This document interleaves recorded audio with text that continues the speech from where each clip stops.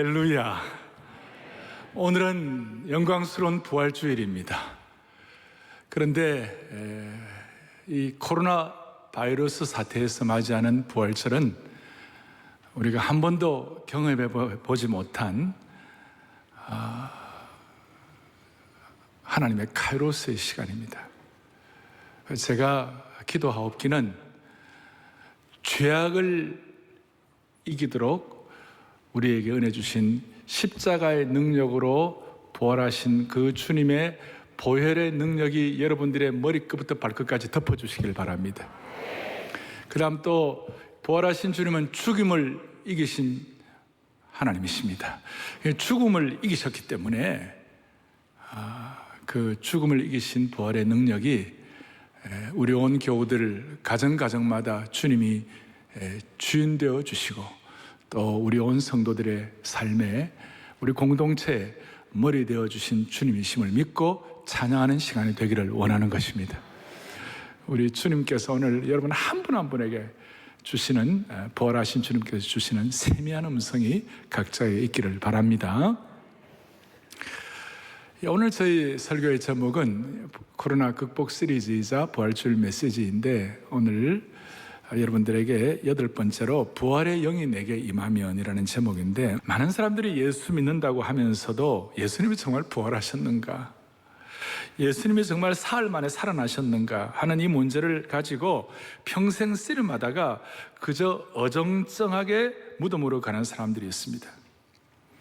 교회를 다니지만 이 문제에 대해서 평생 그렇다고 큰 의심도 아니고 그렇다고 큰 확신도 없이 회색지대에 그레이 존, 회색지대에 머물다가 그냥 부름받는 사람들도 있습니다. 지난 2000년 교회 역사 가운데 우리 이 부활의 사실에 대해서는 역사적으로 2000년 교회사 딱 세 가지 일단 정리가, 첫째는 뭐냐? 부활은 역사적 사실이다. 그 팩트다. 역사적 사실이다.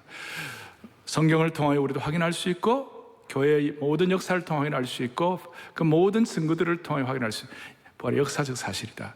두 번째로 그 역사적 사실을 믿으면 마음속에 기쁨이 있다.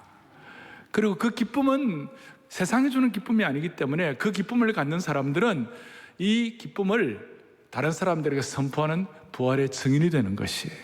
그 세 가지, 역사, 기쁨, 증인, 증거하는 것, 이 세 가지가 이제 교회 역사에 그대로 쭉 다 드러나는데, 이 내용들을 제가 오늘 이제 증인이 되는데 그냥 어정쩡해가 아니라 두려움 없이, 죽음에 대한 두려움 없이 확실하게 이렇게 증인이 되는데, 이 내용들을 오늘 우리 자녀들과 함께 온라인으로 우리 수많은 성도들이 같이 예배를 지금 드리고 있기 때문에 오늘은 조금 부활에 대해서 좀 총정리를 좀 해야 될 것 같아요. 여러분 어떠세요? 그래서 여러분들에게 다 설교 노트를 다 나눠드렸고 설교 노트를 다 참고해 보셔서 거기에 보면 예수 믿는다고 하면서도 회색지대에 머무는 분들, 그런 분들 우리가 분명한 부활의 증거를 좀 정리하겠어요. 그래서 부활의 증거가 뭔가? 부활의 증거가 뭐냐? 예수님이 부활하셨다는 사실은 지난 2000년 교회 역사의 수많은 증거가, 첫 번째는 빈 무덤이에요. 빈 무덤. 모든 세계 종교의 창시자들은 무덤을 화려하게 만들어가지고 무덤에 묻힌 종교 창시자들에게 참배를 하고요. 참배를. 산동성에 가면 그 공자의 무덤을 가보면요, 엄청납니다. 무슨 왕궁 같아요. 굉장합니다. 국부에 있어요. 지금 저 메카에 가봐도 그 이슬람에 보면 그 마음에 그 굉장하잖아요. 근데 우리 예수님의 무덤은 빈 무덤이었고, 무덤이라고 할 만한 그 내용도 베들레헴에 지금 가면 초라하게, 그리고 거기도 가려면 고개를 숙이고 들어가야 돼요. 거기 아주 빈 무덤이에요. 그래서 우리 주님의 무덤은 비어있는 줄로 믿어야 되는 것이에요. 거기에 대해서 과학적으로 여러 가지 내용들 가운데 수인은 흥크러지지 않았다, 이런 것들이 많이 있어요. 빈 무덤에 대해서. 이 빈 무덤에 대해서 모든 시대를 통틀어 가장 뛰어난 법의학자 중에 한 명인 런던 대학교 학장이자 하버드 종신교수였던 놀만 앤더슨 경이 뭐라고 얘기하는가? 같이 보죠. 빈 무덤은 부활을 논박하는 모든 이론을 단숨에 파괴해버리는 단단한 바위와 같다. 단단한 바위와 같다. 빈 무덤. 두 번째로는 제가 괄호치기 해놨어요. 두 번째로는 나오는데 부활의 증거가 뭐냐? 예수님의 제자들의 혁명적인 변화예요. 제자들은 본래 겁쟁이였어요. 예수님 십자가에 달려 돌아가실 때 다 산산풀을 흩어지고 도망가 버렸어요. 만약에 예수님이 부활하지도 않았는데 자기 목숨을 내놓으면서 예수님을 증거하고 할 수 있겠어요? 그건 불가능한 것이에요. 여러분, 참고로 12명의 제자들 중에 사도 요한을 제외하고 나머지 11 제자들이 다 순교했어요. 부활이 사실이 아니었다면 어떻게 순교하겠어요? 가룟 유다 대신에 들어왔던 마띠아조차도 순교했고, 사도 바울과 그의 전도팀에 속해 있었던 수많은 그 팀들, 바나바, 실라, 누가, 디모데, 디도 다 대부분 순교했어요. 부활이 확실하지 않다면 어떻게 이들이 순교할 수 있었겠어요? 순교를 설명할 수가 없어요. 그래서 고린도전서 15장 부활장에서 이렇게 말씀하는데, 육신의 눈으로, 그때 육신의 눈으로 부활하신 예수님을 목격한 사람이 수백 명 아니 수천 명이 되었어요. 그러니까 부활을 숨길 수가 없었어요. 만약에 부활이 가짜였다면 어떻게 지난 2000년을 이렇게 지속해 나올 수 있겠어요? 그래서 세 번째로는 뭡니까? 허다한 부활의 증인들이에요. 아니, 이런 것들을 다 차치하고, 여러분, 예수님이 부활하신 주님이 창조주이신 줄로 믿습니다. 창조주 하나님은 무에서 유를 창조하신 것이에요. 지금도 이 우주 삼라만상과 이 큰 우주를 주관하고 운행하고 계시는데 그 부활, 그게 뭐가 힘들겠어요? 그러니까 우리는 오늘 이 부활의 사건에 대해서 땅끝까지, 이 세상 끝날까지 예수 그리스도의 부활의 증인들이 되는 것이에요. 그리고 증인이라는 말은 법정용어로 그 사실에 대해서, 그 팩트에 대해서, 부활의 팩트에 대해서 목숨을 걸고라도 사실 그대로 증언하는 사람을 말하는 것이에요. 그러니까 여러 가지들이 있지만 종합적으로 첫째는 빈무덤, 둘째 제자들의 혁명적인 변화, 세 번째 수많은 증인들, 거기는 우리들까지 다 포함되어 있는 거예요. 이 모든 내용들을 조금 더 제가 좀 더 정리를 해드리면 두 가지 질문하면 돼요. 첫째, 예수님은 확실하게 돌아가셨는가? 여러분, 예수님의 돌아가심에 대해서 어떤 사람은 가사슬 그냥 기절하셨다 이런 사람도 있어요. No. 예수님은 확실하게 돌아가셨어요. 맞습니까? 거기 보면 예수님이, 로마 병정들이 예수님의 허리를 창으로 찔렀을 때 물과 피가 쏟아져 나왔다 그랬죠. 그 물과 피는 완전히 죽어야만이 나올 수 있는, 분리되어 나올 수 있는 하나의 증거예요. 예수님은 확실히 돌아가셨는가? 두 번째로는 예수님은 분명하게 그 후에 사람들에게 나타나셨는가? 예수님 부활 이후에 사람들에게 나타나신 줄 믿으셔야 되는 거예요. 제 얘기가 아니에요. 고전 15장 6절, 부활장이라는 고전 15장 6절 같이 보겠습니다. 그 후에 500여 형제에게 일시에 보이셨나니 그 중에 지금까지 대다수는 살아있고 어떤 사람은 잠들었습니다. 나중에 막달라 마리아, 엠마오로 내려간 두 제자, 도마와 다른 사도들에겐 많이 나타나셨어요. 정리하면 부활 후에 여러 사람들에게 나타나심을 기록하시는 그 이유가 뭐냐? 여러분, 죽은 자는 산 사람들에게 나타날 수가 없어요. 그런데 주님은 다시 부활하셨기 때문에 산 사람들에게 나타난 줄 믿습니다. 그래서 베드로가 여기에 도장을 꽉 찍는데, 베드로의 설교 가운데 사도행전 2장 32절에 우리 또박또박 같이 보겠습니다. 이 예수를 하나님이 살리신지라 우리가 다 이 일에 뭐라고요? 다 이 일에 뭐라고요? 증인이다. 그렇다면 한 번도 경험해 보지 못한 이 코로나 사건 이후에 예수님의 부활 사건이, 이 코로나 사건이 여기에 역사를 해야 되는 것이에요. 어떻게 역사하느냐? 사도행전 8장 9장에 보면 스데반의 일로 일어난 예루살렘 핍박 때문에 모든 성도들이 막 흩어졌어요. 모든 성도들이 흩어져가지고 그걸로 끝인가 해가지고 이제는 교회가 끝났구나 그럴 줄 알았는데, 알고 보니까 그 핍박 때문에 사도행전 11장에 안디옥 교회가 태동되기 시작하고 스데반의 일로 흩어진 성도들을 통하여 안디옥 교회가 형성이 된 거예요. 그러니까 그 흩어진, 어떻게 보면 마치 정지된 것 같고 마치 뭔가 큰 핍박을 받은 상황에서 오히려 글로벌 교회가 태동이 된 것이에요. 그러니까 V자 쪽에 한쪽이 내려갔는데 다시 안디옥 교회를 통하여 다시 한쪽 V로 올라가게 된 것이에요. 회복이 된 줄로 믿는 것이에요.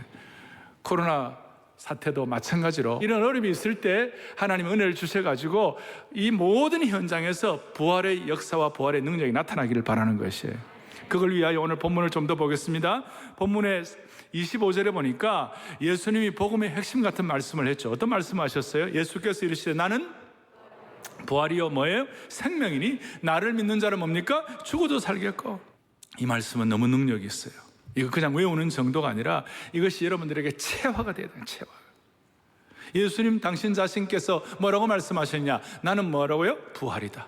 예수님 당신 자신께서 나는 또 뭐라고 그랬어요? 나는 생명이다. 여기에 생명이라는 말은 예수님이 생명의 주인공이요, 생명의 창조자요, 생명의 원천이요, 생명의 공급자라는 말씀이 이 안에 들어있는 거예요. 이 생명의 공급자와 생명의 원천 앞에서는 죽음의 그림자가 감히 얼씬거리지를 못하는 것이죠. 예수님이 부활이라는 말은 무슨 뜻이에요? 예수님 부활 자체요, 부활의 창조자요, 부활의 공급자라는 그런 뜻이에요. 그래서 이 말씀을 제대로 깨달은 바울이 뭐라고 얘기하느냐? 로마서 8장 11절에 놀라운 말씀하는 거예요. 같이 보겠습니다. 예수를 죽은 자 가운데서 살리시는 영이 너희 안에 뭐예요? 거하시면, 부활의 영에 대한 깨달음과 은혜와 성령이 우리 안에 거하시면, 그 다음에 그의 영으로 말미암아 너희 죽을 몸도, 오늘 이 부활의 영, 생명의 영, 생명의 공급자, 부활의 창조의 영이 우리에게 들어오게 되면 너희 죽을 몸도 살리시리라. 이것은 미래에 우리가 영원한 생명을 얻는 것도 포함되어 있지만, 사실은 지금 현재 이 상황 가운데서, 이 코로나 상태 가운데서, 현재 지금 우리를 고통스럽게 하고 우리를 소망 없는 것 같게 하고 상처받게 하고 짐지는 것 같은 모든 상황도 현재에 살려주시리라. 그 살려주시라는 것, 이걸 우리가 좀 더 깨닫기 위하여 이것이 우리에게 고백만으로 되면 안 되고 이것이 우리에게 실체로 경험되기를 원합니다. 자, 예수님께서 25절에 이 복음적 말씀은 나는 부활이요 생명이니 나를 믿는 자는 죽어도 살겠고, 이 말씀을 왜 하신 거예요? 그 배경이 뭐예요? 잘 아시는 대로 나사로, 주님이 아끼시는 마르다와 마리아, 그 베다니에 그 나사로를 주님이 아끼셨는데 나사로가 죽게 되었어요. 큰 병이 들었어요. 그러니까 마르다와 마리아가 급하게 예수님께, 우리 오빠가 돌아가게 됐으니까 예수님 빨리 오셔서 우리 오빠 고쳐달라고. 근데 예수님이 일부러 기다리셨어요. 좀 지체하셨어요. 그러니까 벌써 이제 나사로가 죽게 되었죠. 그리고 이제 예수님이 직접 마르다와 마리아를 만나게 되니까 만나서 예수님 뭐라고 말해요? 너 오빠 산다 그랬어요. 그리고 나는 부활이요 생명이 나를 믿는 죽어도 살겠고, 그러니까 마르다가 뭐라고 대답하느냐 하면 그 배경이 이것이 24절에 보니까 마르다가 이르되 마지막 날 부활 때에는 다시 살아날 줄을 내가 아나이다 그랬어요. 그러니까 이 고백을 했는데 주님 보시기에 이 고백이 조금 뭐냐면 2%가 모자라는 거예요. 이 고백이 조금 미흡한 거예요. 마지막 날에 부활 때는 다시 살 줄을 내가 아나이다. 맞는 말이죠. 맞는 말인데 주님 보시기에는 너 아직까지 신앙적으로 조금 더 차원에 올라가야 되겠다. 조금 더 성숙해야 되겠다. 조금 더 이 부활의 능력을 체험해야 되겠다는 그런 마음으로 주님이 지금 마르다를 여성 제자 훈련을 시키는 거예요. 과거 앞에 요한복음 4장에 수가성 우물가의 여인을 주님께서 차근차근 선생이여 하다가 주님으로, 나중에는 수가성 우물가의 여인이 예수님을 주님으로 발견하고 난 다음에 물동이를 버려두고 예수님이 주님이시라고 선포했잖아요. 기억나시죠? 그 점층적으로 올라가는 것처럼 이 마르다를 주님이 지금 이렇게 여성 제자 훈련을 하고 계시는 거예요. 너 그 고백이 조금 미흡하다. 그 미흡한 증거가 뭐예요? 마르다가 마지막 날에 다시 살아날 줄을 믿는다 그랬을 때 주님께서 26절에 뭐라고 그랬어요? 26절에 무릇 살아서 나를 믿는 자는 영원히 죽지 않으리니 이것을 내가 믿느냐? 나는 마르다의 입장에서는 나는 앞으로 미래에 살 줄을 믿습니다. 이거는 유대인들의 어떤 그 부활관, 일반적인 유대인들은 나중에 이제 죽고 나면 부활한다, 이런 사실에 대해서 일반적으로 다 알고 있는 거예요. 그 정도의 어떤 고백과 주님과의 관계 정도를 가지고 고백했는데, 주님은 야, 그게 아니라 지금 현실 가운데 이 부활의 능력이 있다는 거 너 그거 믿느냐 이 말이에요. 너 그거 믿느냐? 그러니까 그 사이에 조금 간극이 있는 거예요. 그 2%의 차이가 있는 거예요. 주님이 이걸 도전하게 하시고 정신 차리게 하시고 침을 놓는 거예요. 침을 놓는 거예요. 정신 좀 차리라고. 마르다야, 너가 지금 마지막에 부활한다는 말, 그거 틀린 말은 아니지만 내가 좀 꾸중하고 싶다. 너 좀 이렇게 정신 차리면 좋겠다. 그렇게 하니까 마르다가 26절에 말씀하는 네가 믿느냐 그러니까 27절에 뭐라고 그러냐, 마르다가 27절에 이르되 주여 그러하이다. 주는 그리스도시요 세상에 오시는 하나님의 아들이신 줄 내가 믿나이다. 어떻게 보면 이 고백 좋아요 안 좋아요? 좋죠. 거의 완벽해요. 완벽한데 나중에 이제 예수님께서 이제 바로 이제 11장 뒷부분에 나사로 살리시려고 돌을 묻으면서 굴러내려 가지고 살리려고 그럴 때 마르다가 뭐라고 그랬어요? 아, 예수님 죽어서 나흘이나 되어가 진물이 나는데 이러고 있는 거예요. 그러고 있는 거예요. 그러니까 이 고백이 마치 베드로도 마태복음 16절 예수님 고백하고 난 다음에 나중에 또 엉뚱한 소리 한 것처럼 이 고백이 좀 모자라는 거예요. 2%가 모자라는 거예요. 그래서 살아가는 교우들이요, 우리도 주님이 우리의 주인이시고 부활하신 주님이시고 또 우리가 나중에는 부활할 줄을 믿습니다. 다 알지만 현재의 삶 가운데 부활의 능력으로 살아내는 것은 다른 차원이라는 것이에요. 오라비의 시체에서 진물이 나는 현장에서 마지막 날에 살아나리라, 이게 무슨 의미가 있겠냐는 거예요. 지금 가족들 가운데 암이 걸렸다는 소식을 듣고 가족들 가운데 지금 방사선 치료를 하면서 병상에 누워 있는데 마지막 때의 부활이 무슨 의미가 있겠냐 말이에요. 코로나 바이러스의 전쟁과 같은 상황 가운데 부활이 주님 내게 주시는 것 가운데 무슨 의미가 있느냐 이 말이에요. 오늘 이 내용들을 앞에 놓고 오늘 마르다야, 너가 이것을 믿느냐? 주님이 그 2%의 그 고백과 실체의 차이에서 오는 그 간극을 주님이 아시고 마르다야, 너가 이것을 믿느냐? 제가 이 말씀을 묵상하면서 제 마음에 오정현, 너 이거 믿어 진짜? 오늘 여기에 앉아 계신 여러분들 이 한 분 한 분 이름을 불러가면서 너가 이걸 믿느냐? 가정마다 온라인으로 부모와 자식 간에 우리 가족들이 함께 모여가지고 예배를 드리고 있는데 모든 가정에 있는 분들 한 분 한 분, 자녀들 한 분 한 분, 너가 이것을 믿느냐? 오늘 주님은 그걸 지금 물어보고 계시는 거예요. 우리 다 예수 믿어요? 다 우리가 부활, 앞으로 부활 믿어요? 부활도 믿어요. 그러나 실체의 삶의 현장에서 부활적 능력을 가지고 살아내고 있느냐 안 믿는 거예요. 그거 물으시는 거예요. 그러니까 이런 뜻이에요. 그래서 세 번째, 거기에 보면 현재적 삶의 부활이라는 말을 제가 세 번째 해놓았는데요, 이게 이제 중요한 게 이거예요. 예수님이 말씀하신 부활이요 생명이라는 이 선언이 성령 안에서 우리가 고백이 되면 중요한 것은 예수님의 부활의 영과 예수님의 생명의 영이 내게 전가되는 것이에요. 오늘 이 고백을 제대로 하고 이 능력이 여러분들에게 고백이 되고 이걸 여러분들이 사모하는 순간 예수님의 부활의 영과 예수님의 생명의 영이 여러분들과 저에게 전가되는 줄로 믿습니다. 트랜스포 된다는 것이에요. 전이 되는 것이에요. 그러면 예수님의 생명과 부활의 영이 내게 뚫고 들어와 가지고 내 속에서 역사하기 시작하는 것이에요. 부활의 영이 임하는 자에게는 부활적 삶이 현재적 삶으로 이어지는 것이에요. 따라하겠습니다. 부활적 삶이 현재적 삶으로 이어진다. 그래서 내 앞에 있는 수많은 벽들을, 삶의 벽들을, 난관들을 돌파할 수 있도록 만들어 주시는 것이에요. 다시요, 부활 생명이 내게 전가되고 부활 생명이 내게 역사하는 순간, 부활 생명이 내게 인격화 되는 그 순간, 그때부터 부활적 삶을 현재적으로 누리는 것이에요. 여러분과 저의 삶이 다시 부활이 되는 것이에요. 지금 코로나 사태로 전 세계가 마치 정지된 것 같은 느낌이에요. 컴퓨터에 보면 스톱, pause 있잖아요. 정지된 것 같아요. 그런데 오늘 부활적 능력을 가지고 다시 리셋해야 되는 거예요. 재조정을 해야 되는 것이. 재조정이 되면 다시 살아나기 시작하는 것이. 그래서 저는 이 부활적 능력이 실제적으로 부활의 영과 생명의 영이 우리에게 전가되는 그 순간 그 사람은 어떤 경우에도 다시 시작하는 힘을 얻을 수 있는 것이에요. 다시 삶을 재조정할 수가 있는 것이에요. 다시 V자로 내려오도록 V자로 다시 올라가게 되는 것이에요. 이것이 부활의 이 생명의 영이 역동할 때 나타나는 현상이에요. 여러분의 가정도, 개인도, 우리 인생도, 우리 자녀들도, 우리 국가도, 우리 미래도 다시 그런 은혜를 주시기를 바라는 것이에요. 여러분 주위 한번 보세요. 우리 주위 한번 보시라고.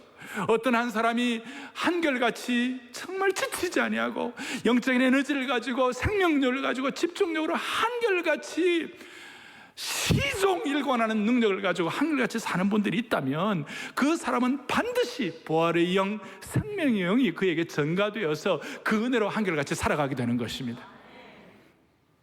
그러면 그런 분들에게 당신은 어떻게 그렇게 영적 에너지와 능력을 가지고 한결같이 지치지 않고 살아가는가? 그 이유가 무엇인가? 물어볼 때 이 부활의 영과 생명의 영이 전가된 것이 오늘 저와 여러분이 그렇게 되기를 바랍니다. 저에게 누가 목사님은 어떻게 그렇게 지치지 않냐고 한결같이 상록수 신앙을 가지고 날마다 프레시한 아이디어로 그렇게 할 수가 있겠습니까? 라고 물어보는 은혜가 있으면 좋겠어요.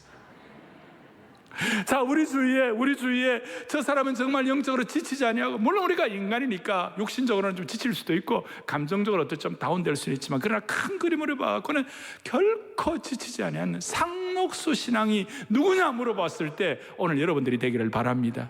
오늘 우리 온 성도들이 되기를 바랍니다. 그래서 여러분, 부활신앙은 미래에 있을 부활 사건을 현재의 삶에 침투시킴으로 현재를 부활의 능력으로 살아가게 만들어주시는 것이죠. 창세기 5장에 보면 창세기 5장은 죽음의 장이에요. 아담의 자손들이 특별히 10명이 대표적으로 나오는데 다 죽었더라. 뭐 900살을 살아도 죽었더라.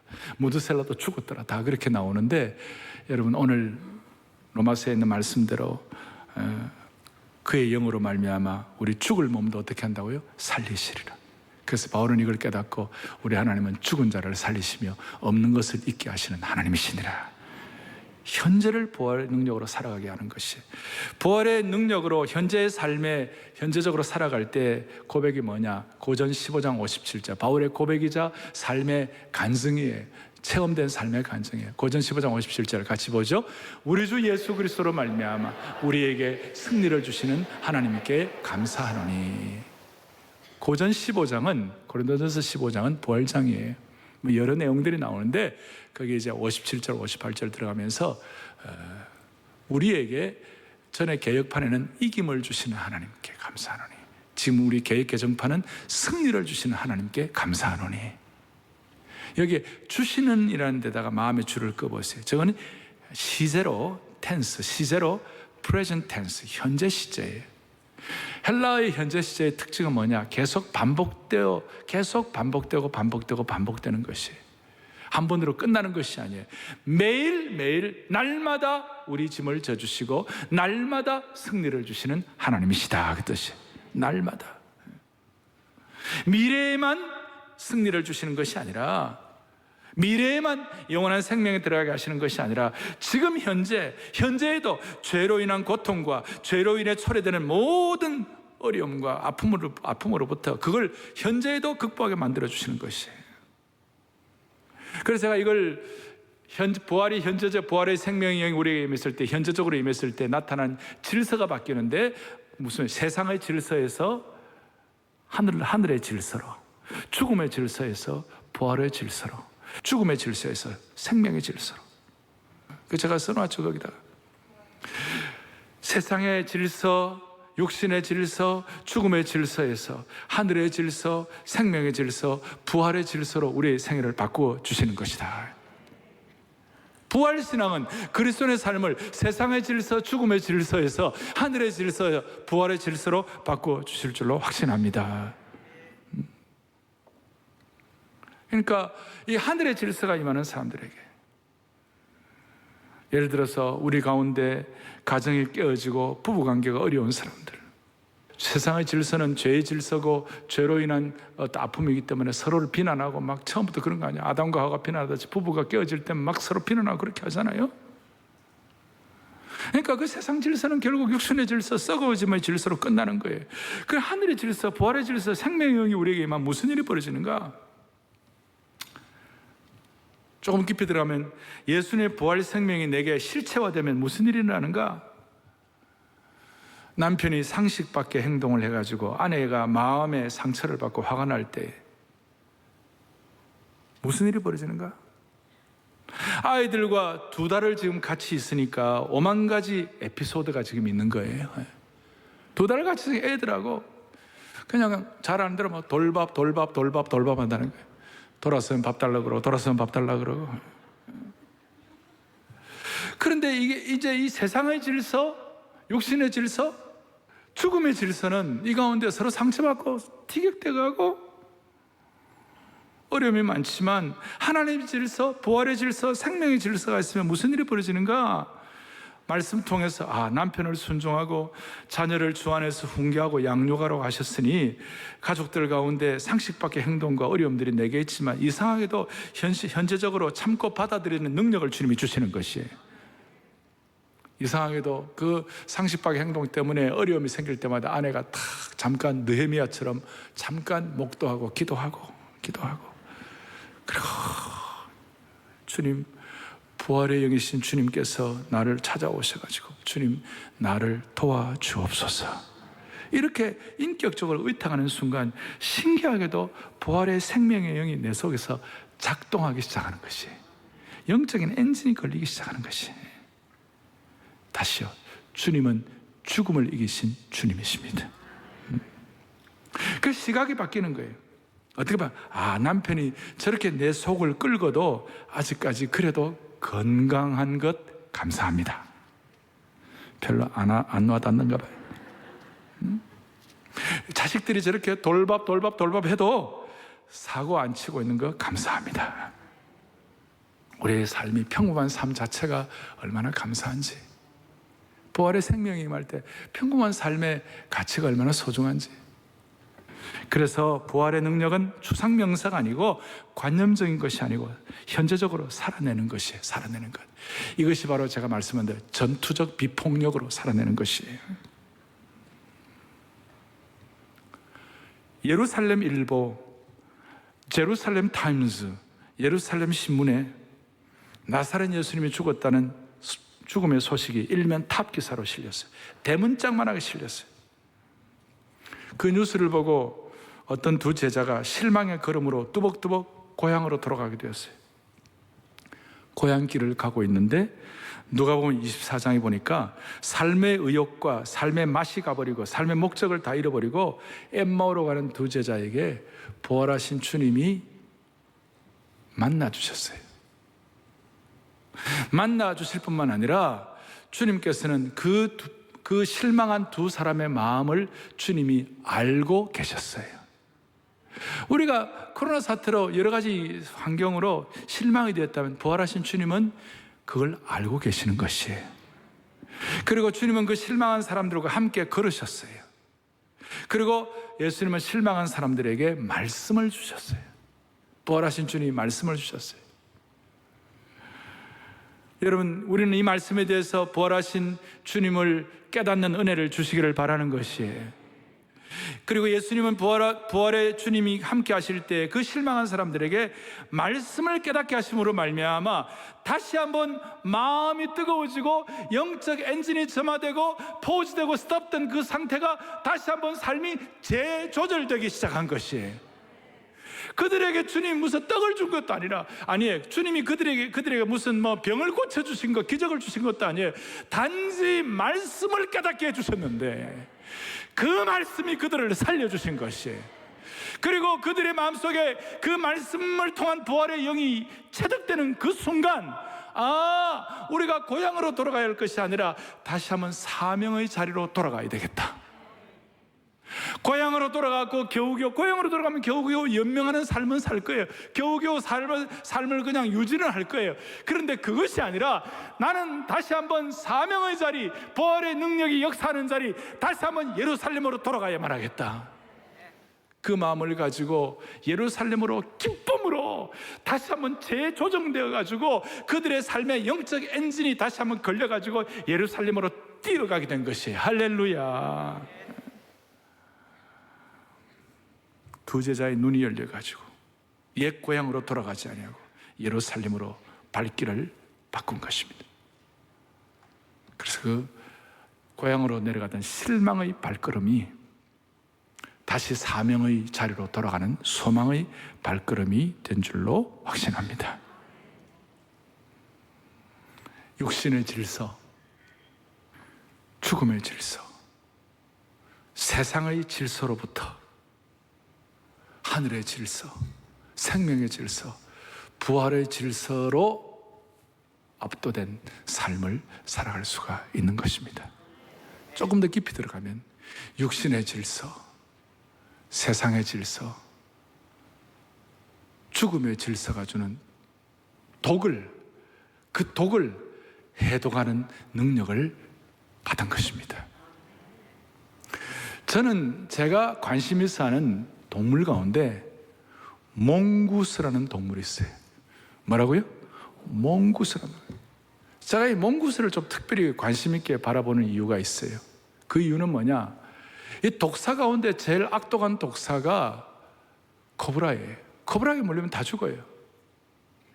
그런데 이 코브라라는 이 독사가 제일 지독한 독사인데, 이 코브라라는 독사가 몽구스를 물어도요, 몽구스가 죽지 않는 거예요.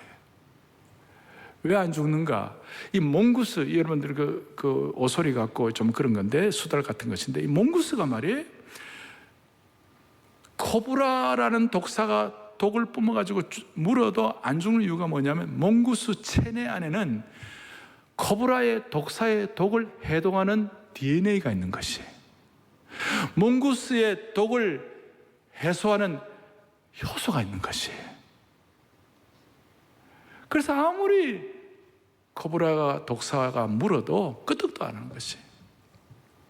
그래서 저는 우리도 모르게 우리는 세상 독에 오염이 되어 있어요. 그리고 막 독사가 독을 뿜어내는 상황이랄지, 우리는 몽구스처럼 우리가 부활의 질서, 그 다음에 생명의 질서, 그 다음에 이 하나님이 우리와 함께 하시는 이 하늘의 질서가 우리에게 있음으로 말미암아 세상 독을 이겨내는 능력을 주시기를 바라는 것입니다. 저희 교회 우리 남자 교육자들 축구팀이 있어요. 그래서 제가 오늘 이거 준비하면서 우리 축구팀 이름을 바꿔야 되겠다. 몽구스 축구팀. 웬만한 독은 다 이렇게. 저희 교회 부교육자들 축구팀이 대한민국 교회에서 좀 잘하는 팀 중에 하나인데, 그래 질 때도 있더라고요. 그래서 주여 몽구스가 되면 이길 줄 믿습니다 하는 그런 마음. 우리 온 교우들의 마음속에 독을 풀어낼 수 있는 영적인 해독의 DNA, 하늘의 질서, 부활의 질서, 이것이 여러분들에게 주어지기를 간절히 바랍니다. 마르다는 지금 예수님을 앞에 모시고서도 지금 당장 현재적으로 주시는 그 능력을 체험하지 못하고 앞으로 나중에 죽음 이후에 먼 미래나 부활할 수 있을 것이다 라는 그런 고백을 하는 주님 앞에서 우리 오늘 마르다에게 깨달음을 주시는 그 은혜를 가지고 우리 모두가 다 집중하여 하나님의 삶으로 무장되기를 바랍니다. 세상 사람들은 이데올로기의 영, 신념의 영을 가지고도 이 세상 사람들은 죽음도 불사해요. 남미를 저렇게 처참하게 엉망으로 살아가게 한 원인 중에 하나가 체게바라라고 있어요. 저는 체게바라 그 남미에 가면 체게바라 뭐 이런 거 뭐 모자도 뭐 별도 뭐 벽에 체게바라 뭐 초상도 다 보고 제가 체게바라 평전도 다 읽어봤는데, 그 사람은 뭐예요? 그 사람은 대지주의 아들로 의사였어요. 근데 잘못된 이 공산주의 사회주의 신념 하나 가지고 말이에요, 자기 목숨도 버리는 거예요.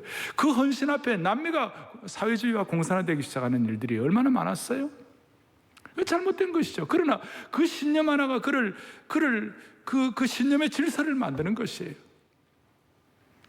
잘못된 공산주의를 가지고 지리산 과거의 빨치산들 말이에요, 평안한 잠을 거부하고 지리산 속에 들어가 풍찬 노숙하면서 그 이데올로기의 영, 잘못된 세상의 공산주의 영이 그들을 꽉 사로잡을 때 그거 갖고 자기 생명을 바치는 거예요. 여러분, 우리는 이런 공산주의 영, 사회주의 영이 아니라 우리는 생명의 영, 예수님의 영, 부활의 영, 하늘의 질서, 생명의 질서, 부활의 질서가 우리를 압도하기를 바라는 것이에요. 이걸 가지고 우리의 삶을 V자로 다시 회복이 되기를 바라는 것이에요. V자로. 이런 제가 말씀을 드리면 마지막까지도 어떤 분들은 그래도 목사님 나는 안 되네요, 이런 분이 있을지 몰라요. 그래도 안 되는 분들에게 결론, 그래도 안 되면 부활하신 예수님의 능력을 힘입어 매 순간 하나님을 아버지라고 불러보라. 오늘 주님께서 요한복음 11장 뒤에 나사로를 살리실 때 주님께서 뭐라고 그러셨어요? 11장 41절에 이렇게 나와 있어요. 돌을 옮겨놓은 예수께서 눈을 들어 하늘을 우러러 보시고 이러시되 뭐라고 그랬어요? 아버지요, Father. 여러분, 이래저래도 다 안 되면 순간순간마다 주님 앞에 Father. 마르다와 마리아가 오빠가 죽으니까, 죽게 되는 상황이 되니까 긴급 요청을 한 것처럼 힘들고 어려울 때마다 주님 앞에 SOS를 보냈어요. 긴급 요청을 했어요. 그러면 주님은 24시간 주무시지 아니하고 여러분들의 간절한 긴급 요청을 응답해 주실 것입니다. 여러분, 미국에 가면 세븐일레븐, 지금 한국에도 세븐일레븐, 일본에도 있죠. 세븐일레븐은 뭐냐면 그 편의점이죠. 24시간 문 여는 것이 세븐일레븐이에요. 성경에도 세븐일레븐이 있어요. 마태복음 7장 11절. 세븐일레븐 시작. 너희가 갈지라도 좋은 것으로 자식에게 줄 줄 알고 하물며 하늘에 계신 너희 아버지께서 구하는 자에게 좋은 것으로 주시지 않겠느냐. 아멘. 엉뚱하게 또 사도행전 7장 11절을 찾지 말아요. 그럼 흉년이 들었으니 뭐 그런 거 나와요. 하늘의 아버지께서 구하는 자에게 뭘요? 좋은 것을 주시지 않겠는가. SOS 긴급 타전을 하세요. 아버지요, 아버지요. 아버지요 하는 그 순간 주님 제 산 형편 아시지요? 라는 게 들어있고, 아버지 하는 그 순간 제가 아버지의 아들입니다, 자녀입니다 라는 관계가 확실한 거 정리되게 하고, 아버지 할 때에 도와주세요 라는 의미가 있고, 아버지 할 때 내가 아버지를 의지합니다 라는 뜻도 있고, 아버지 할 때 아버지는 충분히 다 하실 수 있다는 신앙 고백이 담겨 있는 것입니다. 그리고 아버지요 할 때 주님 감사합니다, 고맙습니다 라는 상태. 그 코로나 바이러스 사태 필요한 때마다 아버지요, 그 부활하신 주님께서 V자로 우리를 반등시켜 주실 줄로 믿으셔야 되는 것이, 그 V자 한쪽은 내려오지 한쪽은 오른면으로 다시 속히 올라가게 되기를 바라는, 우리의 마음도 속히 올라가기를 바라는 것이, 얼굴도 V자로, 여성들 V자로 회복시켜 주시고, 경제도 V자로 회복시켜 주시길 바라고, 가정도 V자로 회복시켜 주시길 바라고, 건강도 회복시켜 주시길 바라고, 공교회도, 교회 예배도 회복시켜 주시길 바라고, 조국의 모든 것이, 특별히 이번 총선이 V자로 회복되게 하여 주시옵소서. 이번 총선에 주님 V자로 회복되게 하여 주시옵소서. 그래서 부활의 영이 임할 때마다 부활 불패의 기백과 부활 필승의 확신을 가지고, 부활의 영을 가지고 이 SOS 기도의 호흡을 끊이지 아니하고 집중할 때 하나님 베풀 만한 자비를 베풀어 주실 것입니다. 사랑하는 형제자매 여러분, 우리는 죽은 하나님이 아니라 부활하신 하나님을 믿는 사람들입니다. 여기 보니까 아수르의 18만 5천 명의 대군이 쳐들어왔을 때 천사 하나가 18만 5천 명의 대군을 다 무찔렀어요. 예수님께서 내가 12행이나 되는 천사들을 너희를 위하여 일할 수 있다 그러셨어요. 7만 2천의 천사라면 천사 하나가 18만 5천 명이면 7만 2천 명이면 제가 계산을 했어요. 133억이 넘어요.